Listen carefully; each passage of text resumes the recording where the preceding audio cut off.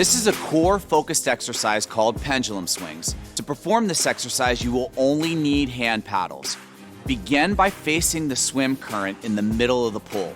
Initiate the exercise by bringing yourself to a horizontal position on your stomach.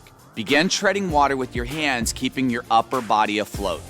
Sweep your feet under your body without touching the floor to floating on your back, simulating a pendulum swing. For beginners, start this exercise with a slow tempo and the pace set at a low flow.